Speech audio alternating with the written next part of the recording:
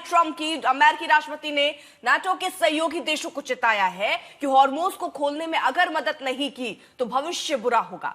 एक अखबार को दिए इंटरव्यू में ट्रंप ने चीन, फ्रांस, जापान, दक्षिण कोरिया और ब्रिटेन का जिक्र करते हुए अपील की है कि सभी देश हॉर्मोज खोलने के लिए आगे आए और युद्धपोत, माइनस्वीपर जैसे मिलिट्री संसाधन वहां पर भेजें।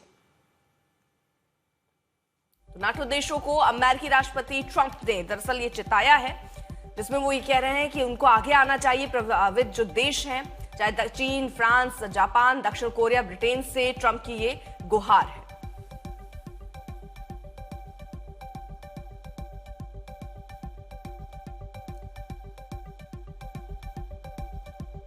तो चीन को 90% तेल इसी रास्ते से आता है। हॉर्मोज खोलने को लेकर ट्रंप का एक अहम बयान आया, जिसमें साथ की बात करते हुए नजर आ रहे हैं। वहीं ट्रंप लगातार नाटो देशों से युद्धपोत भेजने की अपील कर रहे हैं, साथ ही उन देशों से भी अपील कर रहे हैं जो हॉर्मोज के बंद हो जाने से प्रभावित है।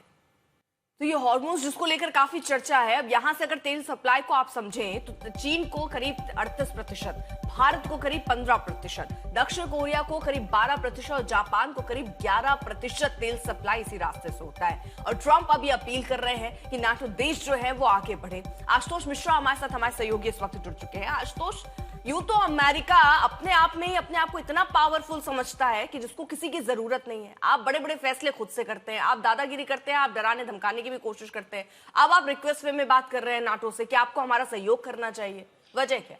दरअसल वो इसलिए कि जब यूक्रेन के खिलाफ युद्ध हुआ था तो नेटो ने अपनी पूरी ताकत लगी, हम उसको मदद देंगे, घुसेंगे तो नहीं रूस के खिलाफ, लेकिन वो जो 21 माइल का पैसेज है, अमेरिका अपनी ताकत वहां कैसे लगाएगा? उसके पास 2 युद्धक बेड़े हैं जो खाड़ी के देशों में तैनात है, जहां से वो ईरान पर हमले कर रहा है। अगर वो अपने पूरा बेड़े को लेकर के नेवल बेस को वहां ले जाता है तो वहां एक युद्ध जैसी स्थिति शुरू हो जाती है और उसे ऐसा लगेगा कि सारी कोलैटरल डैमेज हम क्यों झेल रहे हैं, जबकि जो है लड़ाई इजराइल और बाकी देशों के लिए भी चुनौती ईरान बना। वो तो कह रहे ईरान दुनिया के लिए संकट है, तो अमेरिका को लग रहा है हमें बहरीन में भी खुद को बचाना है, कतर में भी बचाना है, सऊदी में बचाना है, यूएई में भी बचाना है और उसके साथ ईरान को कंटेन भी करना है, उनको बूट्स ऑन द ग्राउंड भी भेजना है, उसके यूरेनियम भी लेने हैं। तो वो ये कह रहे हैं कि नाटो का चूंकि चार्टर है, अगर अमेरिका पर हमला हुआ तो नाटो पर हमला माना जाएगा। लेकिन उससे बड़ी बात कि 2/3 तेल की ये सप्लाई लाइन है, ये ऑक्सीजन लाइन है ऊर्जा के लिए। अगर आप ये ब्लॉकेड हो जाता है तो उससे बेहतर है कि चीन पे बातचीत होने वाली है, आप भी अपना वहां पर पोत लगा दीजिए। ऑस्ट्रेलिया से कह रहे आप भी अपना युद्धक पोत वहां पर लगाइए, ब्रिटेन भी लगाए, फ्रांस भी लगाए। आप लोग जब लगाएंगे तो नेवल फोर्स बढ़ जाएगी और वो 21 नॉटिकल माइल्स का जो चौड़ा सकरा रास्ता है उस पर मॉनिटरिंग ज्यादा होगी,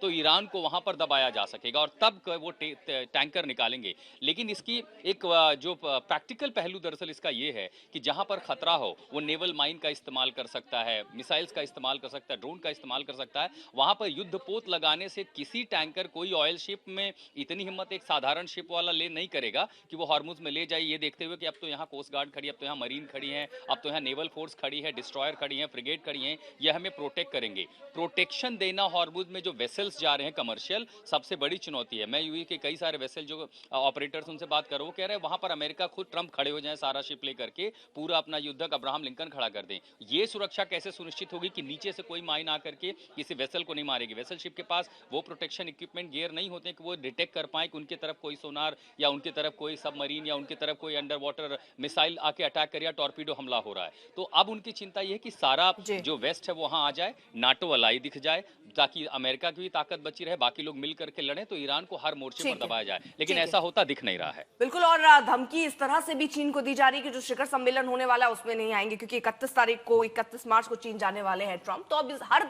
पैतरे जो है एक तरीके से कहिए ट्रंप अपनाते हुए नजर आ रहे हैं। ट्रंप की अपील के बाद ऑस्ट्रेलिया की ओर से एक पहला बयान आया।